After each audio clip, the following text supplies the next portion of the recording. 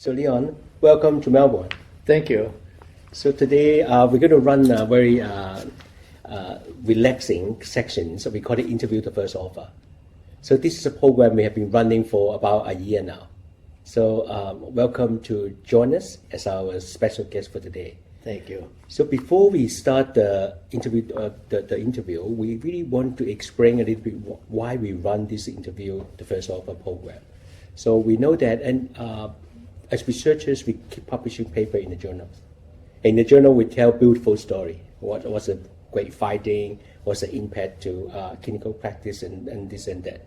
But something we would like to review further is any story behind the research. Like for example, why we do it, any challenge when we run the study, and what's the impact? I mean, like after you publish the paper for a couple of years, now we think or we capture, and then we try to understand what's the long-term impact of the research on health policy, on clinical practice, and so on. So this is really the purpose of our interview. So without further ado, maybe I just start from some little bit introduction. So people will know who I am. I work for both Melbourne University and also Zhongshan Ophthalmic Center. And then it's a great privilege to interview you. So Leon, can you start from explain a little bit self-introductions, and then to tell the audience who you are, and then why you involved this ophthalmology or the National Eye Institute business? Well, by training, I'm an engineer. I went to graduate school in Stanford in Palo Alto. And over time, I worked for a defense contractor. I was the dean for research at the University of Nebraska Medical Center. And then I went back to the National Institutes of Health, where I had been as a young public health service officer. And while I was there, I joined the National Eye Institute. And it turns out that I had worked with the director of the National Eye Institute in doing some courses on operations research, mostly in India. But in some of the International Agency Prevention of Blindness congresses. And so we were familiar with each other, and he asked me to join the organization. And what's interesting, when I joined, he said to his wife, "I wonder what Leon's going to do when he comes on board." And his wife said, "Don't worry, he'll figure something out." So it turns out that when I came there, a big opportunity was the fact that the National Eye Institute was supporting the World Health Organization from the beginning of the Prevention of Blindness unit's establishment around 1980. And so the NEI had been providing funding for this unit in the World Health Organization, and most of the funds were being used for paying salaries of staff. And when I came on board, I thought that since the National Eye Institute is a research organization, we ought to shift the focus to research studies. And so as a result, I was involved for 15 years, 20 years in some of these studies, and that's how I got to know India, that's how I got to know China, as well as Brazil, Chile, South Africa, Niger, Bhutan, and many other places where we conducted epidemiological research studies. Fantastic, Leon. This is pretty nice and long self-introduction. So let me ask Sanil. Can you a little bit like introduce yourself and who you are, where you come from, and what you're doing here? Yes. Hi, I'm Sanil Joseph. I'm from India. So I've been working with the Arvind Eye Care System, which is said to be one of the largest eye care networks in the world. And I have been involved in operations research and health services research. And so I have had the privilege of meeting Leon several times when he visited there as part of different studies. And now I am also a graduate researcher attached to the Center for Eye Research Australia under the University of Melbourne. Fantastic, Sanil. So Leon, let me just recap a little bit. When was your first visit to China? Well, my first visit to China came after my first visit to India. My first visit to India was in the middle 80s, and my first visit to China would have been 93, 94, 95, something like that. And it was a visit to Beijing and to Guangzhou in those days. Yeah. Efforts. And then I also understand in those days, publishing paper in ophthalmology and this IOVS, or this, we call it international peer-reviewed journals, quite rare. Very few people publish. Yeah. But then with this, the study, we talk about like the Doman study and also the POMC study. I think you're exactly right. I remember when I was, my early visits to India, visiting the director of the RP Center, which is the prestigious national center in India, in New Delhi. And he used the nice words. He said, we want to be conducting international level research. And that's what he meant. Because there was a lot of sort of localized research that didn't really make the cut for the international peer review system. I see. So in fact, in China, after we run the Doman study, we managed to publish 2 papers in ophthalmology. That, as you remember, one is the outcome of cataract surgery, another one is visual function and quality of life. With both of these 2 papers published in ophthalmology. Yeah. With Dr. Lee as a I think, author. And in fact, Ming, that's where you and I met. It turns out that their place, the first studies we did in China were prevention of blindness, prevention of prevalence of blindness, cataract surgery, and cataract surgery outcomes. Yes. And the 3 study areas were Shunyi, up around Beijing, Doban, close to Guangzhou, and Hong Kong. Hong Kong as well, yeah, correct. And so those were the first studies in China, and it really demonstrated important things. It demonstrated that cataract was a big problem, blindness was a big issue, and I think it motivated outreach programs to address these issues, that realizing that not all the patients come to a center for services, but that outreaching to rural areas in particular was going to be important in addressing vision impairment. And also the quality of surgery as well. Yeah, the other thing in those days, what you would hear is that if you've done 100 cases of cataract surgery, you've restored vision to 100 people. That's not necessarily the case. Many, maybe half, yes, you've restored perfect vision, but for others, it's partial vision, or things can go wrong and they could be, in a sense, worse off. So this is the other thing that these studies showed, that outcomes of cataract surgery really were not well studied, and the studies that you did really clarified that and demonstrated that the wide variation in surgical outcomes. Yeah, and in fact, after the paper published in ophthalmology, it really there's a lot of attention from Ministry of Health and also the Lions Club International as well. So after that, the Lions launched the Lions Ciphers project in China that helped millions of patients got quality surgery done. So free of charge. Yes, free of charge, a low-cost surgery. Yes. So in this perspective, Sanil, can I ask you, what is the Ellwein system? You are doing a massive amount of cataract surgery. A lot of them they're very low cost or even free of charge. So how this? Just in the interest of our audience, just tell us a little bit why a hospital perform surgery free of charge for the patient. So in Ellwein, it's basically a cross-subsidizing system.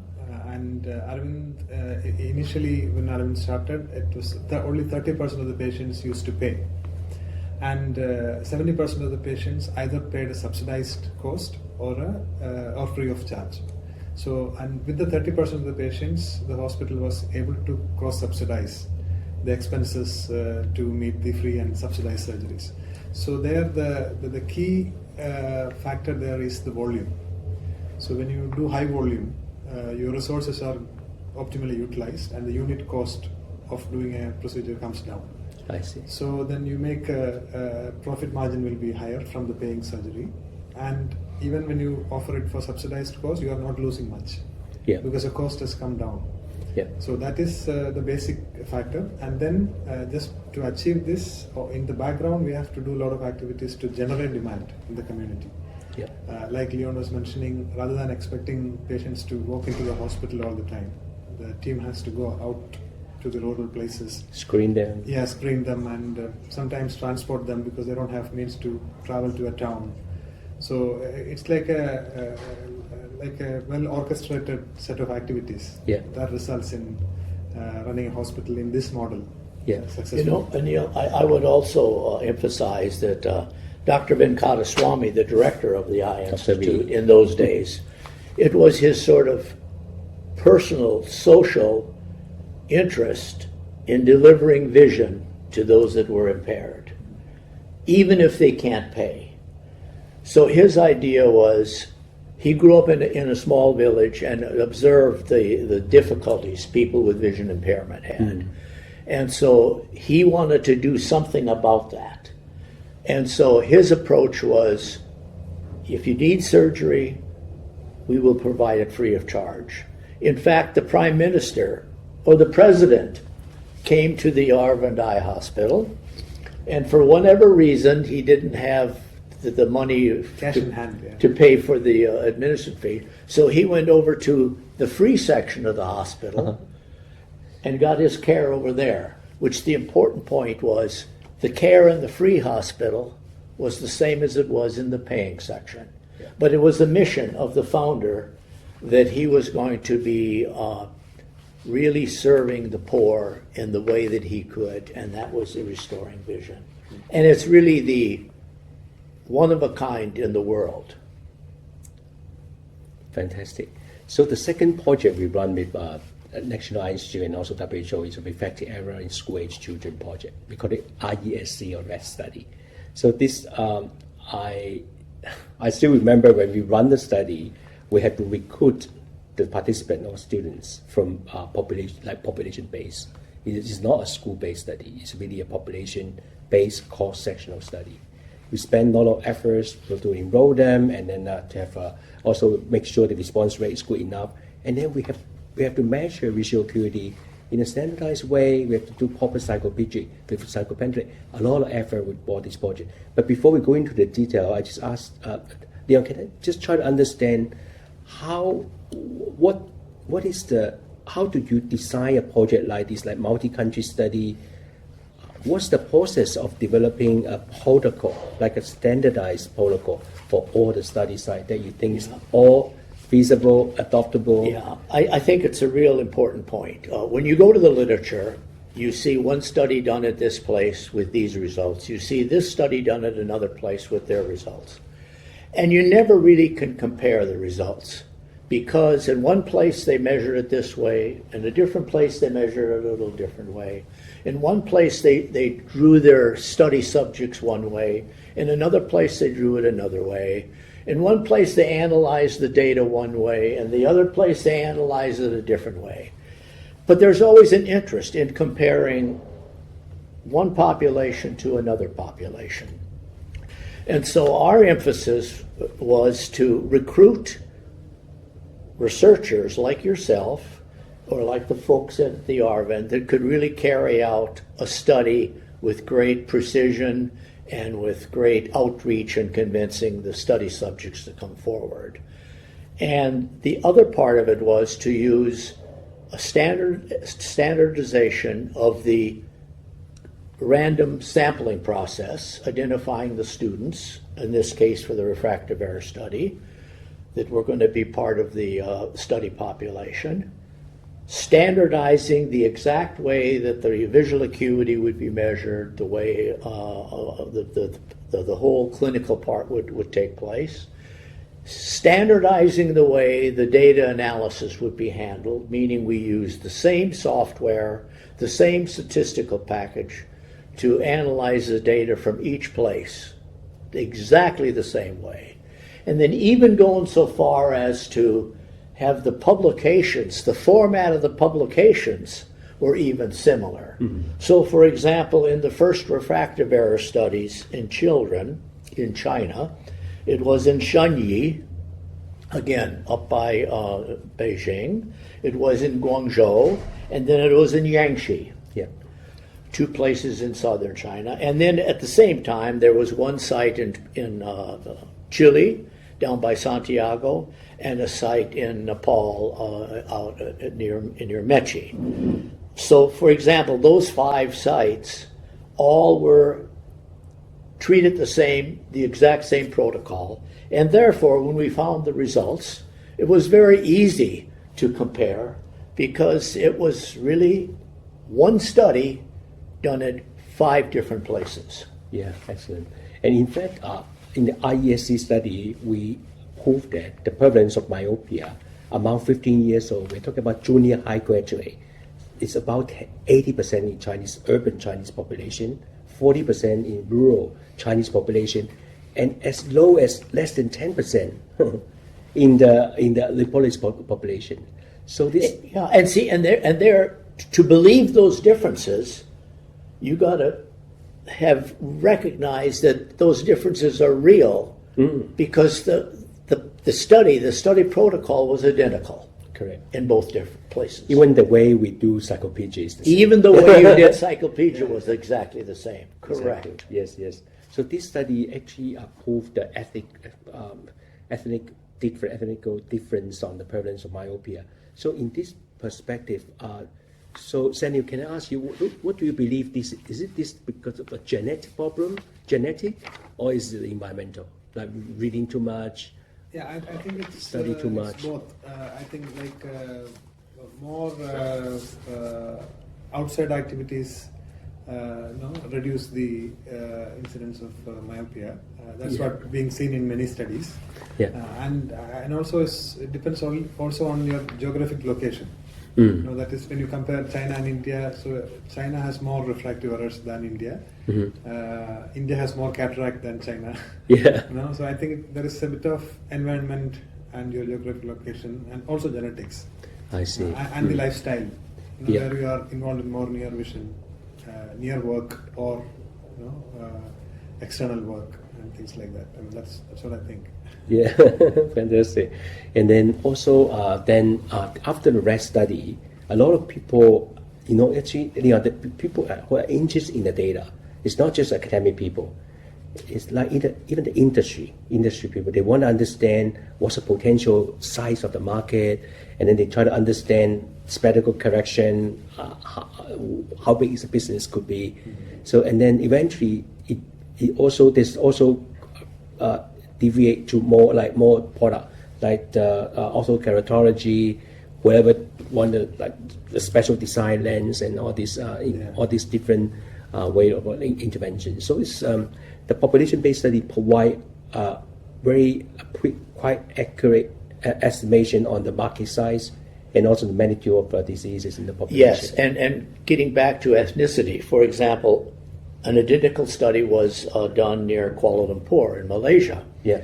And in that study, there were a certain number of children were of Chinese ethnicity.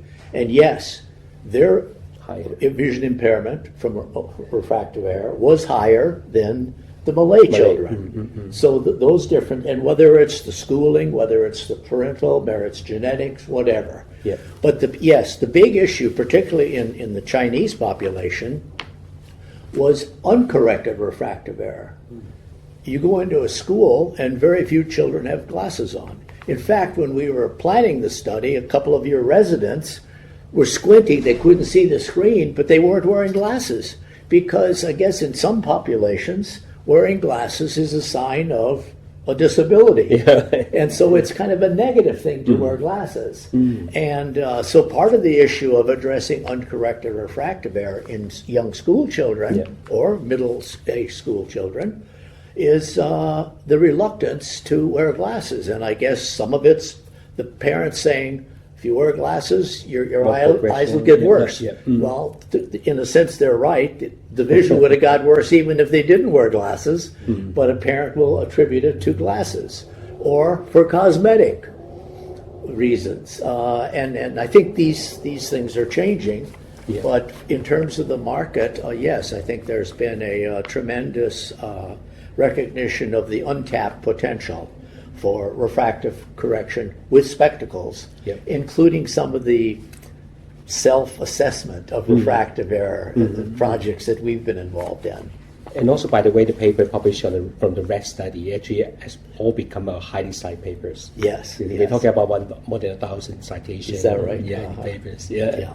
Yes. So just a point about so all publication is a very important Yeah. milestone in research, and what I've seen in many studies, and especially the ones you were involved, it has even led to policy changes in the country. Yeah. Like the Madurai IOL study. So it had many publications, but the data, like a like-minded set of people could use that and present it before the then Prime Minister, Yeah. Madam Indira Gandhi, and had the National Program for Control of Blindness in place because she was convinced. And again, to go back to the issue of comparing geographic areas, I'm just going to rattle through the places where this same exact protocol has been implemented.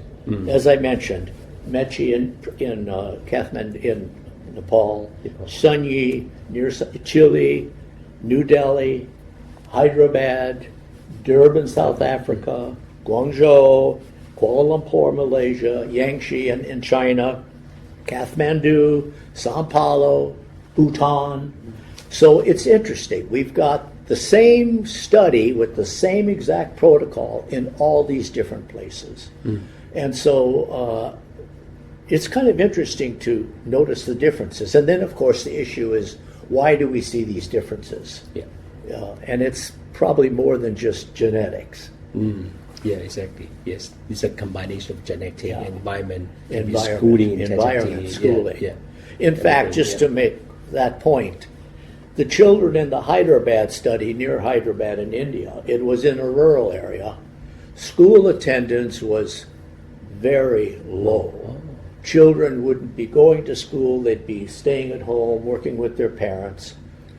A lot of outside activity, very little near work. Their prevalence of refractive error, I don't know, 1, 2, 3%. Yeah. But then it makes the point. But then in India, if you look at the students or children in a very good high-end school, like very good school, so do we expect to find more myopia in those very prestigious private school? Yes, Ming. As I mentioned in Nepal, there's a study done in Kathmandu in private schools. Yeah. There was another study, Mechi, a rural area in the eastern part of the country, public schools, probably low school attendance, and the differences are dramatic. Yeah. Yeah, you're right. I mean, intense school work, near work, Yeah. probably little outdoor activity. All of these things have been identified as possibly correlated with vision impairment because of refractive error. Fantastic. And also this uncorrected refractive error also not just affect young children, but also senior adult people. Like we talk about uncorrected presbyopia, for example.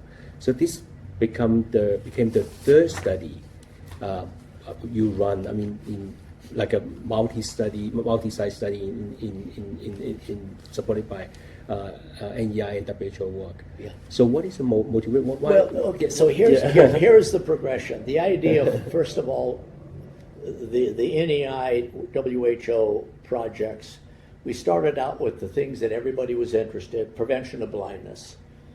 And then we introduced surgical coverage and outcomes as kind of a complement.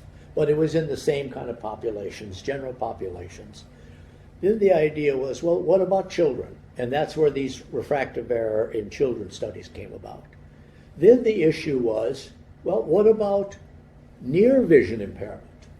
And to really study the near vision issue, we moved to the older adults, I think it was 50 or 55 age and above, Yeah. and which caused by presbyopia and other reasons. And so that was sort of the natural progression of the categories of study, and it too produced some interesting findings. Yes, and I remember in the study we did find uncorrected presbyopia is an issue. Yeah, and then it also affect people's quality of life, because I do remember when we run the study, the data collection based on interview, like this disease severity scale and all this interview was quite challenging.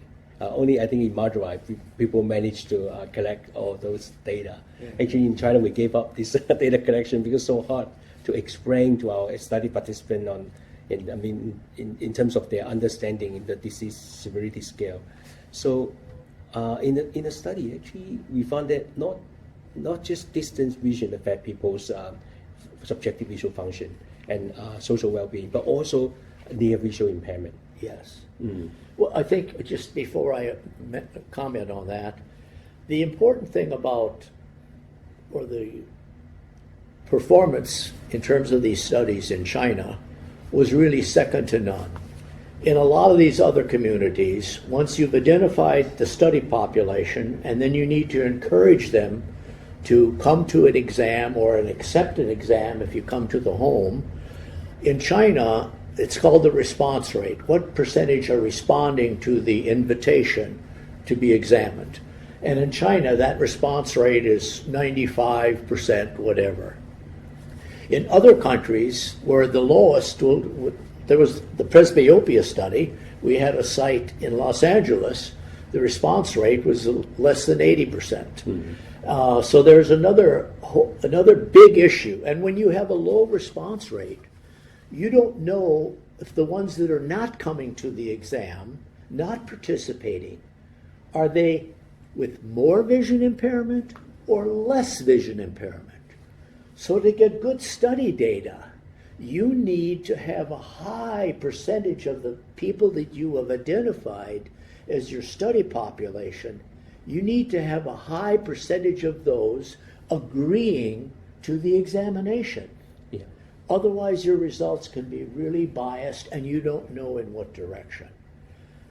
So yeah, going back to the issue of near vision impairment, it too is probably something that had been underappreciated in terms of, particularly in the elderly population with presbyopia-related issues. I see. And also one interesting study conducted by Professor Nathan Condon, he kind of proved that the near visual impairment actually affect productivity. Yeah. So the paper that collecting, it's a factory worker, and then proved that there's actually near visual impairment also affect the people's productivity and also educational potential as well. Yeah, there's a very similar study that was done in India. This was amongst workers in a textile mill. Yeah. So it was an intervention study, and when the team went there from Aravind, I think most of the people above 50 had not had an eye checkup in a long time, and they did an eye checkup and then gave near vision glasses for correction. Yeah. And then, so they had measured the productivity before and after. So it was so interesting to see that the productivity went up by about 35%. Yeah. After the intervention. Yeah. So that's the kind of impact the presbyopic correction could do. Yeah. Yeah, and indeed, those studies that you were referring to that we did with the same protocol, it wasn't just the prevalence of near vision impairment, but it was the issue, the prevalence and correction. Mm. Was that near vision impairment due to a ophthalmic disease that affected both distance and near, or was it really just a aging problem related to presbyopia, which then would be correctable? So that's the other important point, is whether and a lot of it is correctable. Mm. And from all this international program run by National Eye Institute and the World Health Organization from early 1990 to all the way to, I think it's 2010 or 2011, we talk about like 20 years time, you have been running this couple of like global studies. So what is the key message come out of all these studies? First of all, getting back, there's 3 protocols for these 3 categories, and it turns out that other organizations on their own have picked up on that protocol and are trying and are really implementing similar studies independently of the NEI WHO support. Yeah. So in terms of these 3 categories of studies, what has come out of it?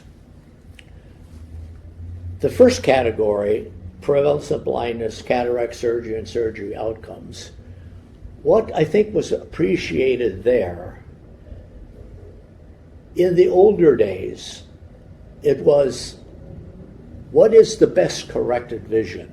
When you went to a population, you kind of described the vision in terms of best correction.